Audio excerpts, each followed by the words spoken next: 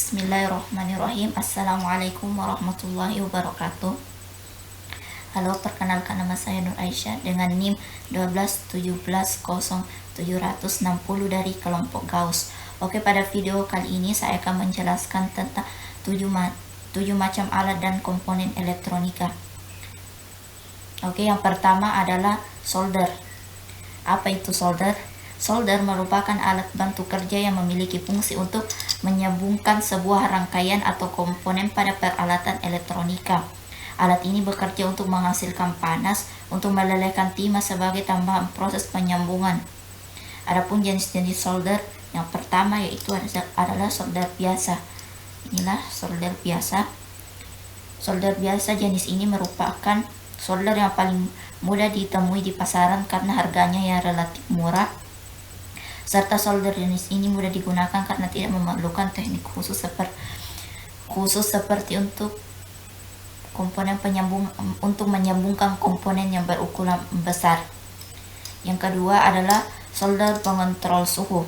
Solder pengontrol suhu merupakan solder dengan ciri memiliki kontrol suhu yang berpisah dari solder tersebut. Kelebihan pada solder ini adalah suhunya akan stabil atau konstan meskipun dinyalakan dalam waktu yang lama, sehingga tidak merusak solder itu sendiri. Selain itu juga tegangannya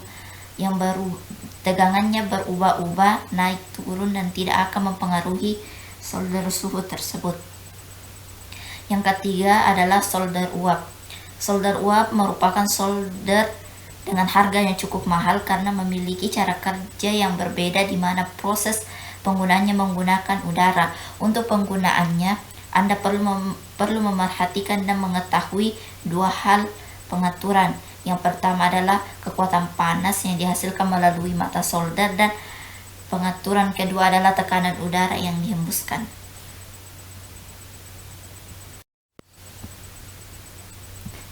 Selanjutnya yaitu PCB atau singkatan dari Printed Circuit Board. Jadi pengertian dari PCB jika di dalam bahasa Indonesia disebut dengan istilah papan sirkuit cetak atau papan rangkaian cetak. PCB ini secara fisik merupakan alat yang digunakan untuk menghubungkan komponen elektronik dalam komputer dengan lapisan jalur konduktornya. PCB banyak digunakan baik di dalam perangkat komputer maupun perangkat elektronik lainnya dan memiliki banyak fungsi. Adapun fungsi-fungsi dari PCB, yang pertama adalah tempat menyusun komponen-komponen elektronika sehingga terpasang dengan rapi dan terorganisir. Yang kedua, menghubungkan kaki komponen satu sama lain dengan kaki komponen aktif maupun pasif. Yang ketiga adalah pengganti kabel atau penyambung sebagai komponen sehingga membutuhkan tempat yang lebih efisien. Dan yang terakhir, membuat tampilan suatu rangkaian elektronik menjadi lebih rapi dan setara. Walaupun jika dilihat sekilas, PCB hanya berupa suatu papan, namun papan tersebut ternyata memiliki beberapa lapis dengan bahan material penyusun yang berbeda-beda. Jika diibaratkan, lapisan tersebut mirip dengan kue lapis, sehingga merupakan struktur dan berikut merupakan struktur komponen dari PCB. Yang pertama adalah substrat atau lapisan standar. Yang kedua adalah lapisan dasar atau landasan. Yang ketiga adalah tembaga, dan yang keempat adalah solder mask, yaitu lapisan di atas lapisan tembaga yang berfungsi melindungi tembaga atau jalur konduktor dari hubungan atau kontak yang tidak disengaja. Yang selanjutnya adalah silkscreen, lapisan.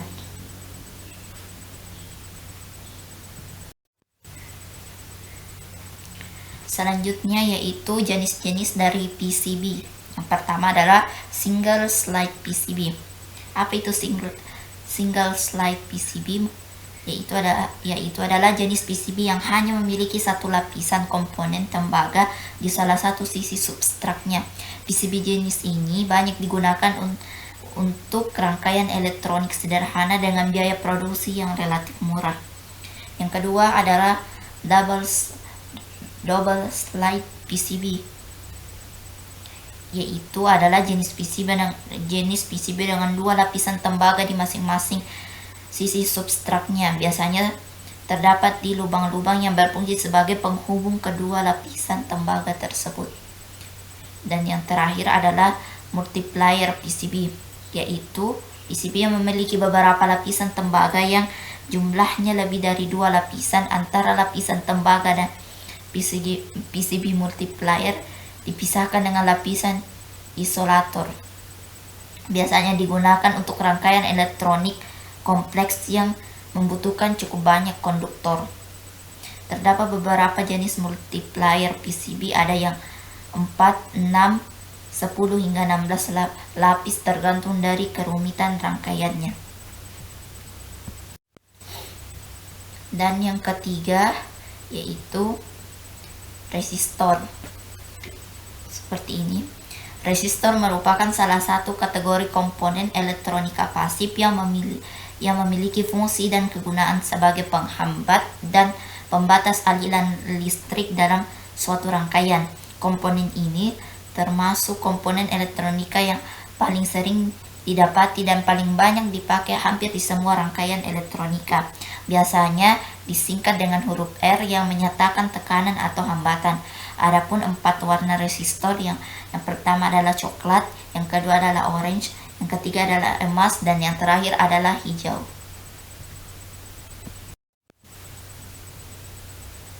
Adapun alat atau komponen yang keempat yaitu kapasitor. Seperti ini.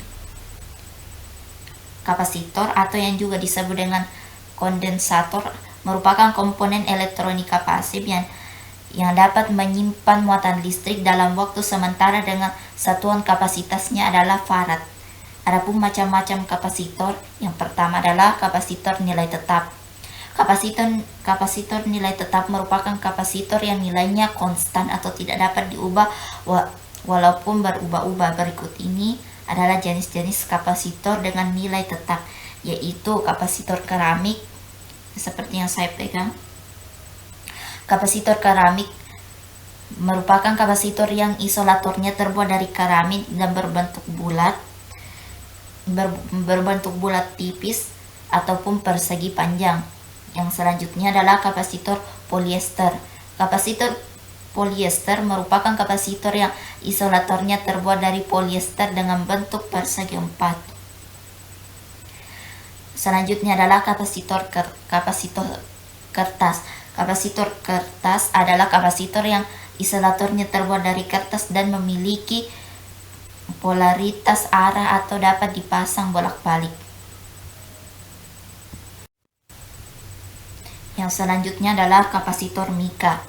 Kapasitor mika adalah kapasitor yang bahan isolatornya terbuat dari bahan mika. Yang selanjutnya adalah kapasitor elektrolit.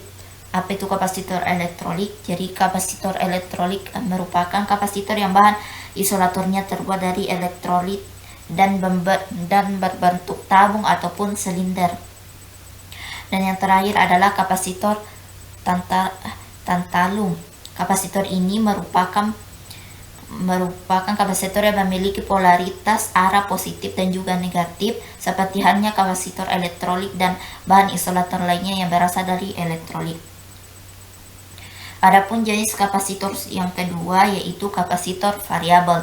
Kapasitor variabel merupakan kapasitor yang memiliki nilai kapasitasnya dapat diukur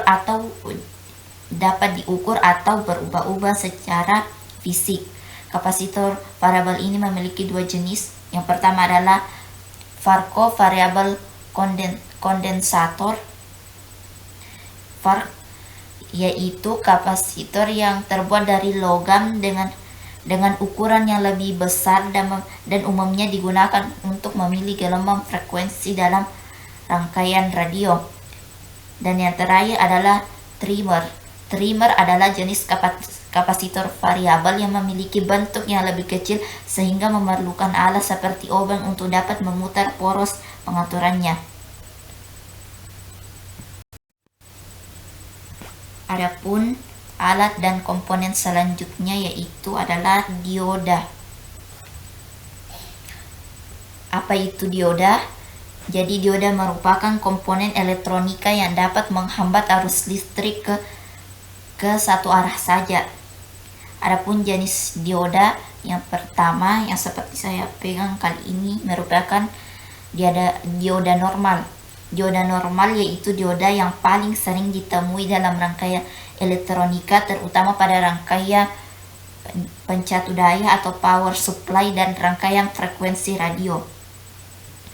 Yang kedua adalah dioda bridge. Dioda ini pada dasarnya adalah dioda yang terdiri dari 4 dioda normal yang umumnya digunakan sebagai penyearah gelombang penuh dan rangkaian pencatu daya atau power supply. Yang ketiga adalah dioda Zener. Dioda Zener adalah jenis dioda yang dirancang khusus untuk dapat beroperasi di rangkaian reverse bias atau bias balik. Karakteristik dari dioda ini adalah dapat melewati arus listrik pada kondisi bias terbalik apabila tegangan mencapai titik tegangan breakdown-nya. Yang keempat yaitu dioda LED. Dioda LED merupakan dioda yang dapat memancarkan cahaya monokromatik ketika diberikan tegangan maju. Yang kelima yaitu dioda foto. Dioda foto adalah jenis dioda yang dapat mengubah energi cahaya menjadi energi arus listrik. Yang keenam yaitu dioda laser.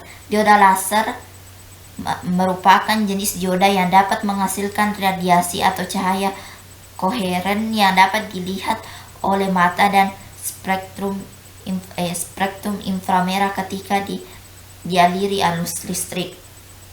Yang ketujuh adalah dioda varaktor atau juga yang disebut dengan dioda varicap, yaitu adalah jenis dioda yang memiliki sifat kapasitas yang berubah-ubah sesuai dengan tegangan yang diberikan.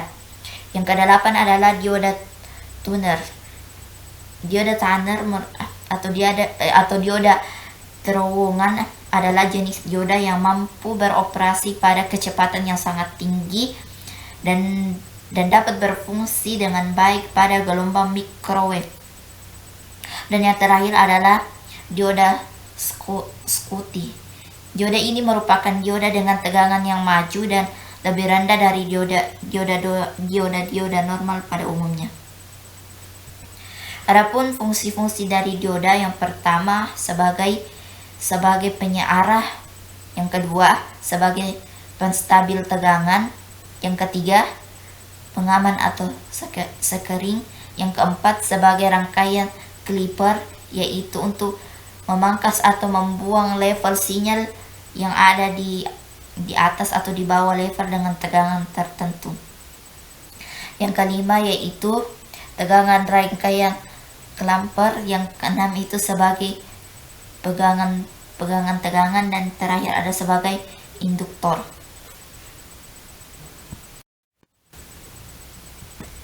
Selanjutnya komponen elektronika yang keenam yaitu IC atau integrated circuit.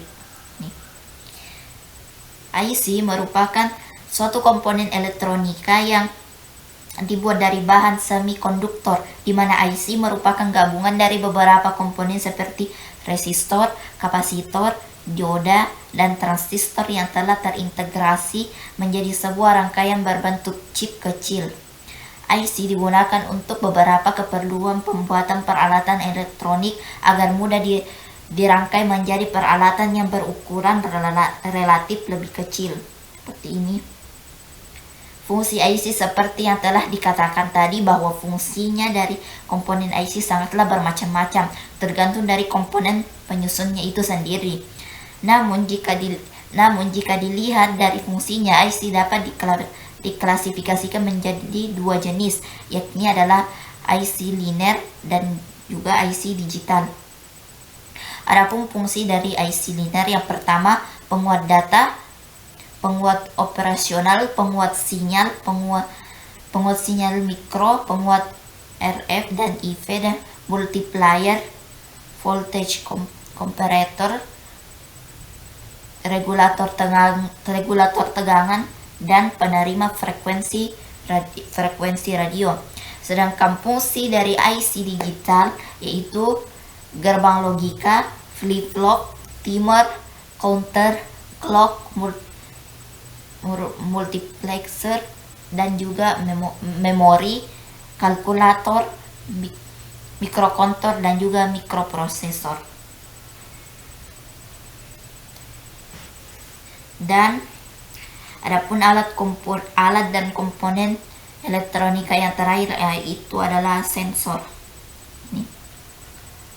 Secara umum, pengertian sensor adalah sebuah komponen yang bekerja dengan mendeteksi adanya kejadian atau suatu perubahan lingkungan fisik sekitar dan menghasilkan output yang sesuai dengan fungsinya.